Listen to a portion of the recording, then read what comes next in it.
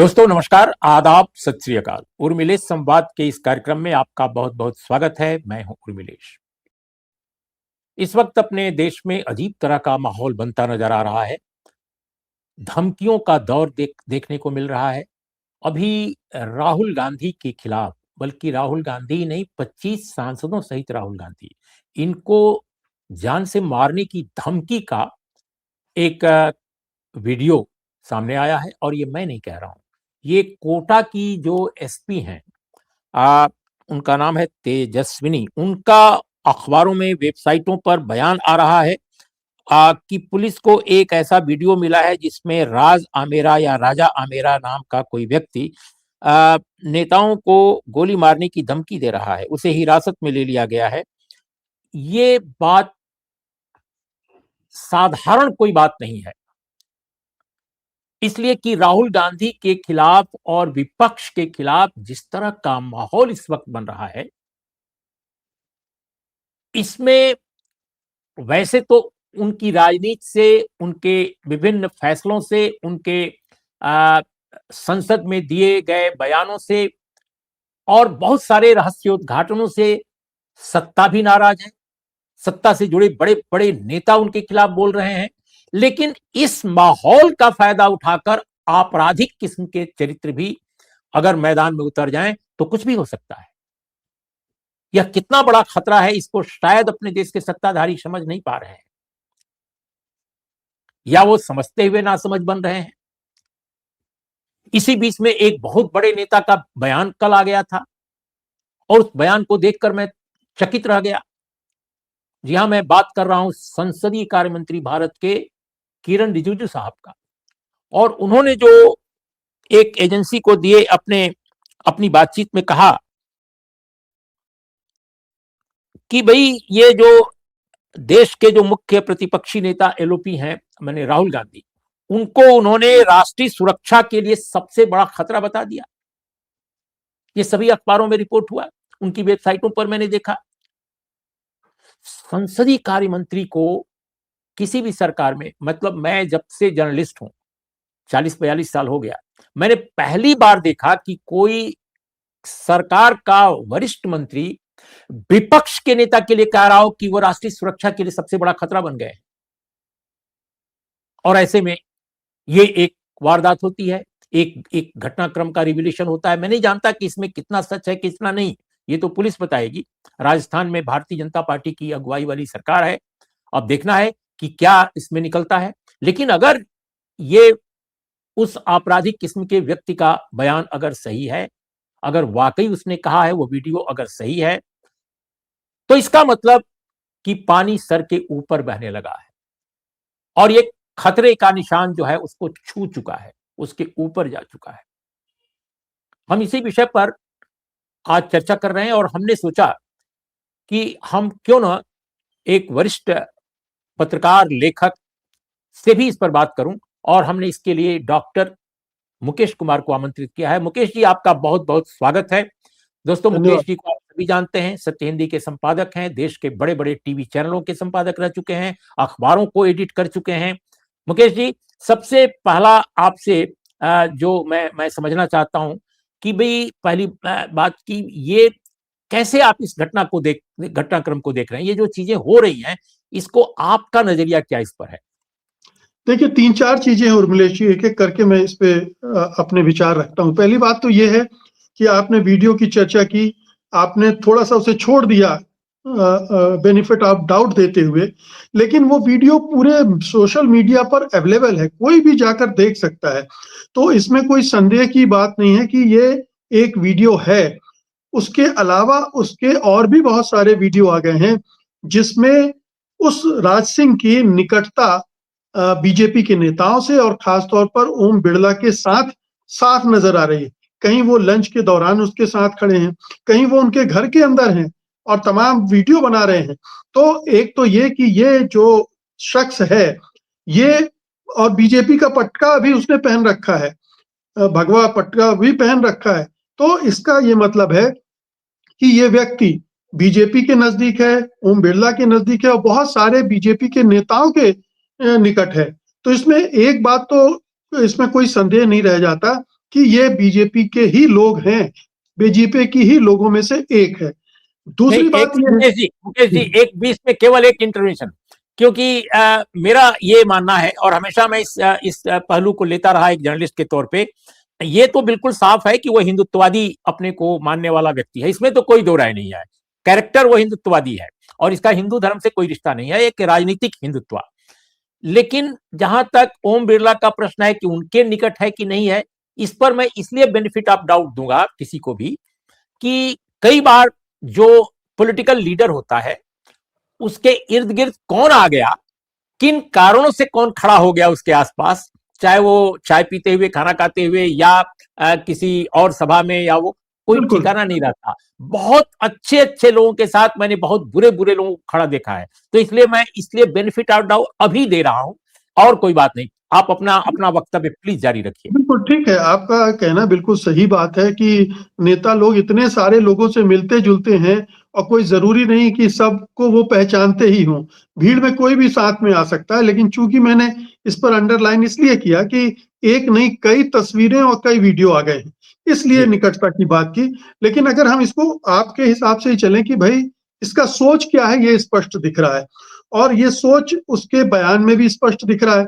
जब वो राहुल गांधी के घर में घुसकर गोली मारने की बात कर रहा है और 25 सांसदों की बारी-बारी से हत्या की बात कर रहा है, अगर वो माफी नहीं मांगते हैं और ओम बिरला को परेशान करना छोड़ते नहीं है, तो वो उनको भी निशाने पर करने की बात कर रहा है।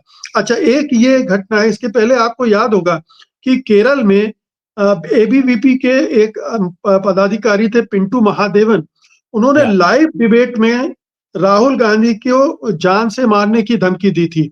तो वो तो बिल्कुल बाकायदा बीजेपी के थे। एबीवीपी बिल्कुल। यानी बीजेपी, ये उससे जुड़ जाता है।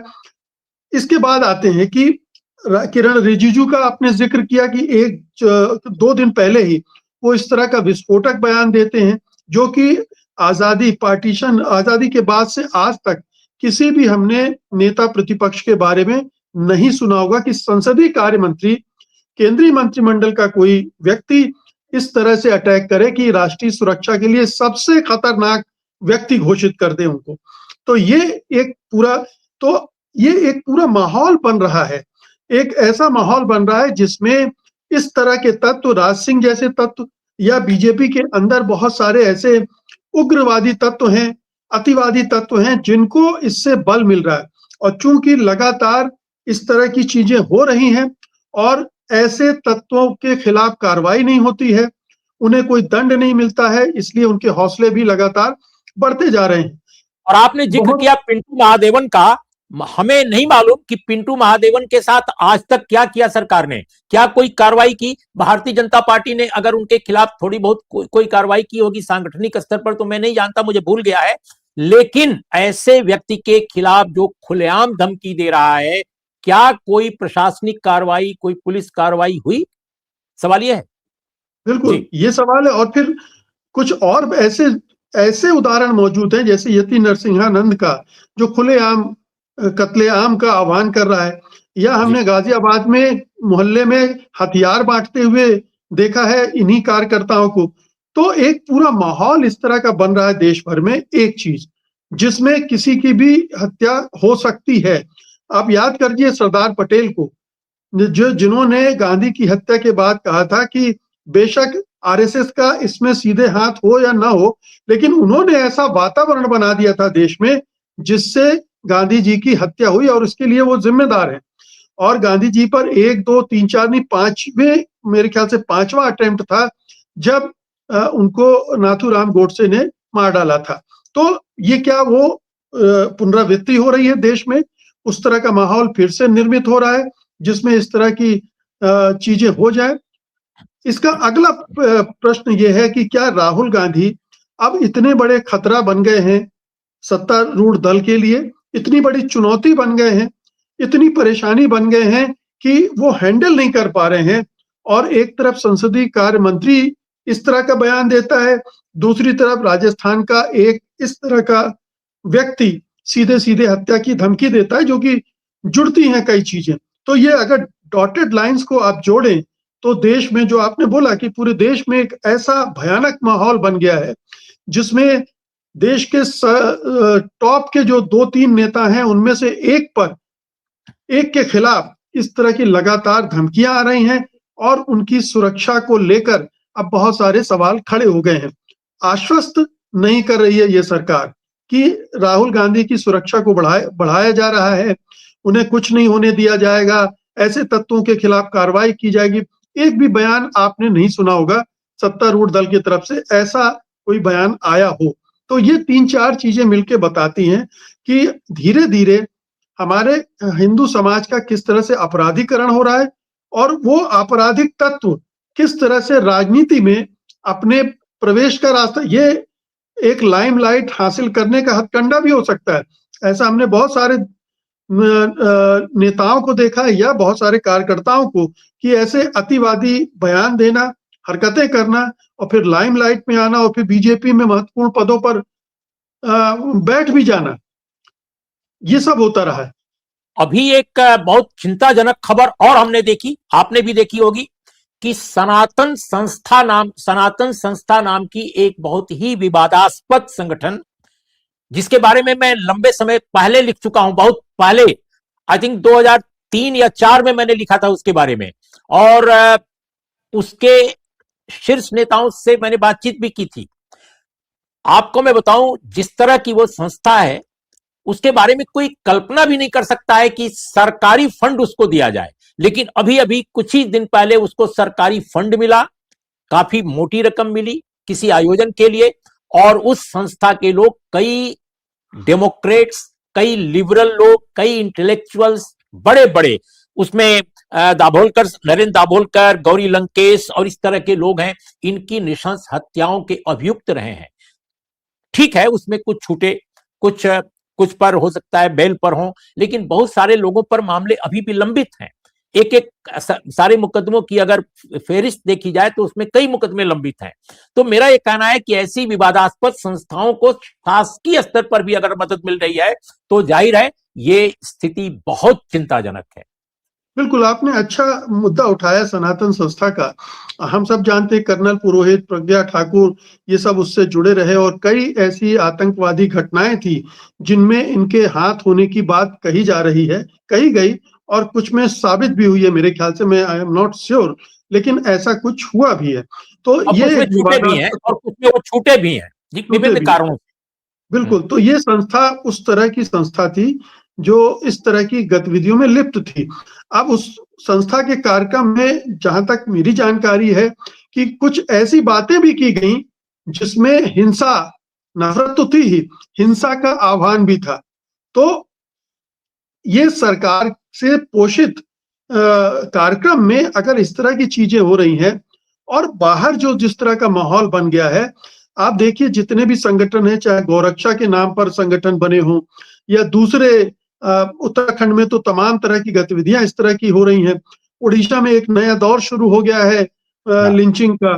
तो देश भर में ये माहौल बन रहा है और ये माहौल देश में अनिश्चितता, अस्थिरता के अलावा हिंसा को बढ़ावा देने वाला है। और इसमें कोई अगर एक बड़ी कोई असैसिनेशन हो जाता है तो आप समझिए कि पूरा देश किस तरह से गृह युद्ध की तरफ बढ़ सकता है, किस तरह से पूरा देश, जैसे 1984 में राइट्स हुए थे देशव्यापी, वैसा कुछ घटित हो सकता है। लेकिन इसको लेकर भारत सरकार में, मोदी सरकार में कोई संवेदनशीलता नहीं दिख रही है, उनमें कोई चिंता नहीं दिख रही है, कोई कदम उठाते हुए नहीं दिख रहे हैं, बल्कि ऐसा लग रहा है कि वो इसी तरह के माहौल में देश को ले जाना चाहते हैं। कुछ ऐसी स्थितियां पैदा हो जाएं जिसमें उस बहाने वो सत्ता पर अपना नियंत्रण और कर सकें। ये हमारा एक मतलब एक, एक संकेत जैसा हम पढ़ रहे हैं, नहीं भी हो सकता है, लेकिन जो गतिविधियां और जो माहौल बन रहा है हमारे चारों तरफ उसमें, और जैसा आपने 4-5 नाम गिना भी दिए कि इसी माहौल में ये, जबकि उस समय इतना खतरनाक माहौल नहीं था तब ये हत्याएं हुई थी, चाहे गौरी लंकेश हो, दाभोलकर हो, पानीसर हो, इन सब की हत्याएं उस दौर में हुई थी जब ऐसा माहौल नहीं था। आज तो और भी बहुत खतरनाक माहौल हो गया है, एक किस्म का जंगल राज हमारे देश में बनता जा रहा है जो बहुत खतरनाक दिशा में हमें ले जा रहा है। तो आप कैसे देखते हैं, क्या विपक्ष को इस तरह के मुद्दों पर एकजुट होकर सरकार पर दबाव डालना चाहिए कि ऐसे तत्वों को किसी भी कीमत पर जाने या अनजाने इंस्पायर नहीं किया जाना चाहिए, इंस्टिगेट नहीं किया जाना चाहिए, ऐसे लोगों को बढ़ावा नहीं दिया जाना चाहिए। मैं ये नहीं कह रहा हूं कि सरकार जानबूझकर या सरकार में बैठे लोग कोई जानबूझकर कर रहे हैं, लेकिन जाने या अनजाने दोनों ढंग से कोई ऐसी स्थिति नहीं पैदा होनी चाहिए जिससे देश का माहौल खराब हो, हमारी प्रगति जो है रुक जाए, थम जाए और समाज जो है बिखराव की तरफ जाने के लिए अभिशप्त हो जाए। क्या आपको लगता है विपक्ष को इसको मुद्दा नहीं बनाना चाहिए? बिल्कुल बनाना चाहिए, लेकिन विपक्ष हम जानते हैं कि कमजोर भी है, बिखरा हुआ है। और दूसरी बात यह है कि विपक्ष अगर इस तरह के मुद्दे उठाता भी है तो हमें आपको उसकी जानकारी भी नहीं होती है। कई बार कांग्रेस पार्टी ने राहुल गांधी की सुरक्षा की चिंता जताई है और सरकार से कहा कि उसको सुनिश्चित करे, बेहतर प्रबंध करे, लेकिन सरकार के कानों में जू नहीं रहेगी। तो हम ये भी देखें कि सत्तारूढ़ दल इस मामले में कितना गंभीर है। अगर वो गंभीरता नहीं है तो विपक्षी दल शोर मचाते हैं किसी मुद्दे पर, कितना शोर मचाएंगे, 2-4 दिन, हफ्ते, 10 दिन, उसके बाद मामला फिर टाए फिस हो जाता है। मीडिया का कोई सहयोग मिलता नहीं है इन सब चीजों पे, बल्कि वो उल्टा नैरेटिव चलाने लगता है। तो दिक्कत विपक्ष के साथ, विपक्ष की अपनी कमजोरियां हैं, खामियां हैं, इसमें कोई संदेह नहीं। लेकिन ये पहली जवाबदेही और पहली जिम्मेदारी किसकी है? ये जो शासन में बैठे लोग हैं, जो सत्ता में बैठे लोग हैं, जो प्रशासन चला रहे हैं, ये उनकी जिम्मेदारी है कि इस देश के हर आमो खास की जिंदगियों को सुरक्षित करने के लिए बंदोबस्त करें और ऐसे जो लोग चुनौती खड़ी कर रहे हैं उन पर नियंत्रण करे, लगाए, अंकुश लगाए, ताकि ऐसी किसी की हिम्मत ही न हो इस तरह के बयान देने या इस तरह के, मतलब आप देखिए कि क्या कितनी ये बेखौफ हो गए हैं लोग कि वीडियो बनाकर धमकी दे रहे हैं। ये मामूली बात नहीं है कि आप किसी रैली में कहीं कुछ 2 लाइनें बोल जाए, वो समझ में आता है। यहाँ बाकायदा सुनियोजित तरीके से वीडियो बनाकर अपलोड किया जा रहा है। इसका मतलब है कि वो आश्वस्त है कि उसके साथ ज्यादा कुछ नहीं होगा, गिरफ्तारी होगी, कुछ समय बाद छोड़ भी दिया जाएगा, इस तरह की आशंका होगी, लेकिन वो हीरो बन जाएगा। अब तो चारों तरफ बदनाम होंगे तो क्या नाम नहीं होगा? ये लोग उस तरह के लोग हैं और इसीलिए ऐसे लोगों की संख्याएं बढ़ती जा रही हैं। तो मुझे लगता है कि ये सरकार को देखना चाहिए, सरकार को सुनिश्चित करना चाहिए कि देश में कानून व्यवस्था का मामला दुरुस्त रहे। और देखिए, ये राजस्थान में बीजेपी की सरकार है, उत्तर प्रदेश में जहां इस तरह की चीजें, जहां जहां बीजेपी की सरकारें हैं वहां ये ज्यादा हो रहा है, इस तरह की घटनाएं ज्यादा हो रही हैं, इस तरह की धमकियां बहुत आ रही हैं और हिंसा और नफरत के वहां खेल ज्यादा चल रहे हैं। तो इसका मतलब है कि कहीं ना कहीं बीजेपी और इस तरह के तत्वों के बीच कोई ना कोई तालमेल है, अन्यथा इनके खिलाफ कार्रवाई होते हुए हमें नजर आती नहीं आ रही। इसलिए हम ये शक खड़ा कर रहे हैं कि बीजेपी क्यों नहीं एक्शन ले रही, क्यों इनको बढ़ावा मिल रहा है, क्यों इनके हौसले बढ़े हुए, क्यों इस तरह की चीजें लगातार। एक बार कभी अपवाद के स्वरूप हो जाए तो आप उसको खारिज कर सकते हैं कि कोई सिरफिरा होगा, चलिए कभी कुछ ऐसा बोल दिया, उसको जाने दीजिए। लेकिन लगातार हो और फिर जब केंद्रीय मंत्री भी इसमें शामिल हो जाएं, और आप निशिकांत दुबे के भी उस सब्सटेंसिव मोशन को भी ध्यान रखिए, उसकी भाषा, उसका कथ्य, उसमें भी इस तरह के तत्व हैं कि सोरोस से आप मिले हुए हैं, आप देश विरोधी शक्तियों के साथ जुड़े हुए हैं। ये तमाम चीजें क्या हो रही हैं? लोगों के दिमाग में ये भरा जा रहा है कि राहुल गांधी और कांग्रेस जो है वो बड़े भारी षड्यंत्रकारी हैं, विदेशों से हाथ मिलाकर मोदी जी की सत्ता उलटना चाहते हैं। ये दिमाग में आम लोगों के को समझ में नहीं आती चीजें। जब व्हाट्सएप के जरिए तोड़ मरोड़ कर उन तक चीजें परोसी जाती हैं, वो उसी रूप में उसको स्वीकार कर लेते हैं। अंधभक्तों की बहुत बड़ी फौज इस देश में तैयार हो गई है, तो वो तो उसको उस तरह से लेकर और आगे की सोचने लगते हैं, और ये वीडियो उसी का नतीजा है।